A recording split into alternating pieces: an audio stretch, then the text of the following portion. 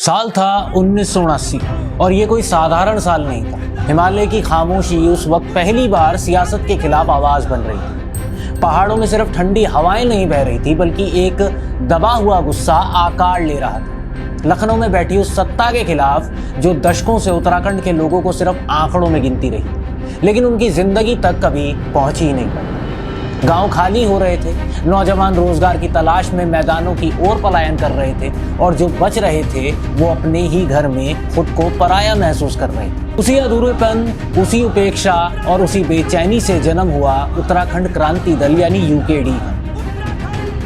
ये कोई पार्टी नहीं थी, ये एक जिद थी, एक प्रतिरोध, एक ऐसी आवाज थी जिसने पहाड़ों को पहली बार यह एहसास कराया कि उनकी खामोशी भी इतिहास बदल सकती है। यूकेडी की नींव किसी बड़ी राजनीतिक मंच पर नहीं, बल्कि उन पथरीले रास्तों पर रखी गई थी जहां लोग आज भी अपने हक के लिए किलोमीटर पैदल चलते थे। उस वक्त उत्तराखंड उत्तर प्रदेश का हिस्सा था, लेकिन सच ये था कि ये हिस्सा कभी प्राथमिकता नहीं बना। फैसले होते थे लखनऊ में, लेकिन उनका असर पहाड़ तक पहुंचते पहुंचते कहीं खत्म हो जाया करता था। और इसी खत्म होती उम्मीद को यूकेडी ने फिर से जिंदा किया।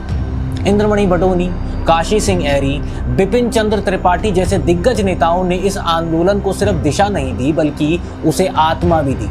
इन्हीं के साथ डॉक्टर डी पंत यानी कि देवी दत्त पंत जैसे विद्वान और विचारक भी इस आंदोलन की वैचारिक ताकत बने। डॉक्टर पंत कोई परंपरागत राजनेता नहीं थे, बल्कि एक शिक्षक, एक वैज्ञानिक सोच वाले व्यक्ति थे।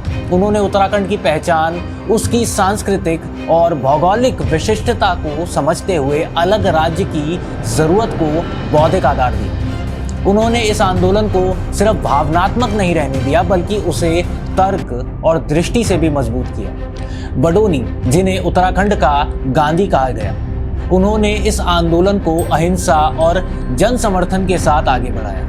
ये नेता सिर्फ मंचों से भाषण देने वाले लोग नहीं थे, ये वो लोग थे जो गांव-गांव जाते थे, लोगों के साथ बैठते थे, उनकी तकलीफ समझते थे और उन्हें ये विश्वास दिलाते थे कि अलग राज्य उनका हक है, कोई खैरात नहीं। 1980 से 1990 का दशक यूकेडी के लिए विस्तार का समय था। ये आंदोलन अब सिर्फ पार्टी तक सीमित नहीं रहा था। छात्र, महिलाएं, कर्मचारी, हर वर्ग इसमें शामिल हो चुका था। हर धरना, हर रैली, हर नारा सिर्फ एक ही मांग दोहराता था, अलग उत्तराखंड राज्य। लेकिन ये मांग कागजों की नहीं थी, ये उन लोगों की थी जिनकी जिंदगी हर दिन संघर्ष बन चुकी थी। फिर आया 1994 और यहीं से कहानी ने एक ऐसा मोड़ लिया जिसने इस आंदोलन को हमेशा के लिए बदल दिया। उस समय उत्तर प्रदेश में मुलायम सिंह यादव की सरकार थी। यूकेडी और अन्य संगठनों ने बड़े स्तर पर प्रदर्शन शुरू किया और हजारों लोग दिल्ली कूच के लिए निकले ताकि अपनी बात सीधे केंद्र तक पहुंचा सके। लेकिन 1 अक्टूबर 1994 को मुजफ्फरनगर के रामपुर तिराहा में जो हुआ वो सिर्फ एक घटना नहीं थी, वो एक जख्म था। शांतिपूर्ण प्रदर्शन कर रहे लोगों को रोका गया, उन पर लाठीचार्ज हुआ और फिर गोलियां चली। कई आंदोलनकारी मारे भी गए और महिलाओं के साथ हुए अत्याचार की खबरों ने पूरे देश को हिला दिया। ये सवाल आज भी गूंजता है, क्या ये सिर्फ कानून व्यवस्था बनाए रखने का कदम था या फिर एक सुनियोजित दमन जिससे इस आंदोलन को कुचलने की कोशिश की गई थी। आंदोलनकारियों का मानना था कि प्रशासन ने जानबूझकर यह कदम उठाया है ताकि पहाड़ की इस उठती आवाज को दबाया जा सके। लेकिन इतिहास ने यहाँ एक अलग मोड़ लिया।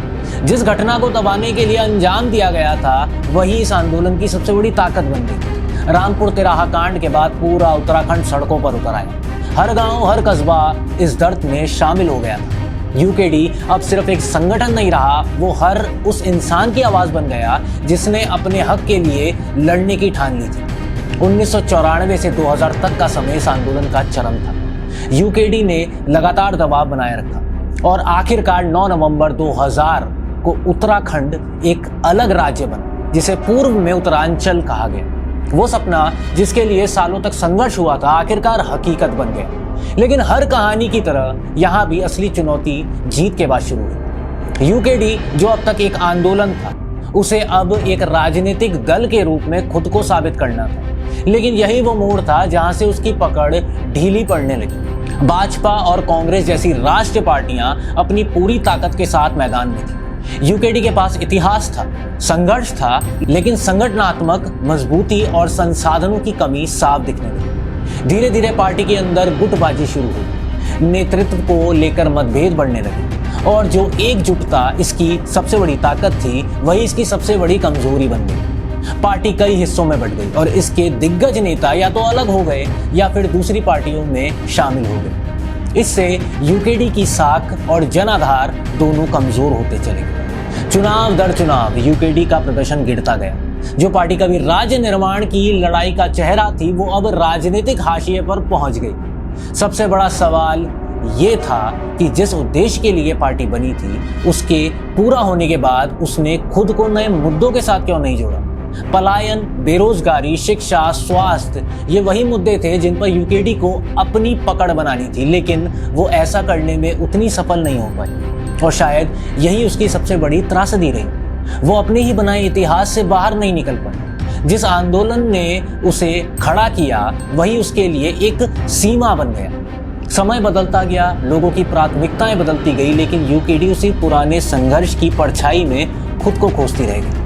फिर भी इस कहानी का एक सच कभी नहीं बदलेगा। अगर यूकेडी ना होती तो शायद उत्तराखंड आज एक अलग राज्य ना होता। इस संगठन ने वो किया जो उस समय असंभव लगता था। उसने पहाड़ की खामोशी को आवाज दी और उस आवाज को इतनी बुलंद किया कि उसे नजरअंदाज कर पाना नामुमकिन हो गया। आज यूकेडी भले ही पहले जैसी ताकत ना रखती हो, लेकिन उसकी कहानी एक आईना है जो ये दिखाती है कि कैसे एक आंदोलन इतिहास बन सकता है और कैसे वही आंदोलन अगर समय के साथ खुद को ना बदले तो धीरे धीरे भीड़ में कहीं खो भी सकता है। ये कहानी सिर्फ एक पार्टी की नहीं है, ये उस जुनून की है जिसने एक राज्य को जन्म दिया और उस सच्चाई की भी जो बताती है कि इतिहास बनाना जितना मुश्किल है उसे बनाए रखना उससे भी ज्यादा कठिन है। ऐसी ही कंटेंट के लिए देखते रहिए MATV न्यूज।